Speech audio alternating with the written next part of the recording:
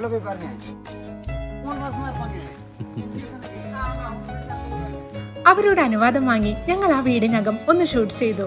നല്ല രസമായിരുന്നു കേട്ടോ കാണാൻ. ശർക്കരയൊക്കെ കാച്ചുന്ന വലിയ പാത്രമാണിത്. ഇവിടെ ശർക്കരയും വിൽക്കപ്പെടുന്നുണ്ട്. യാത്രക്കിടയിൽ പിന്നീട് ഞങ്ങൾ ഇറങ്ങിയത് മുളക് പാടം കാണാനാണ്. ഈ കാണുന്ന സ്ഥലമെല്ലാം വിനായകം ചേട്ടന്റെ സ്വന്തമാണ് കേട്ടോ. പാടത്തേക്ക് ഇറങ്ങി കുറേയധികം വിത്തിനു വേണ്ട മുളകുകൾ ഞങ്ങൾക്ക് വേണ്ടി പറിച്ചു തന്നു. நல்லா காய வைக்கணும். காய வச்சுட்டு அப்புறம் பொடிச்சிட்டு சிறிய இடத்துல ஃபுல்லாக மொத்தமாக இடணும். அது முளைச்சதுக்கப்புறம் பொடி தனித்தனியாக இடணும். വീണ്ടും കുറച്ച് സമയത്തെ യാത്രയ്ക്കൊടുവിൽ ഞങ്ങൾ സൈറ്റിലെത്തി.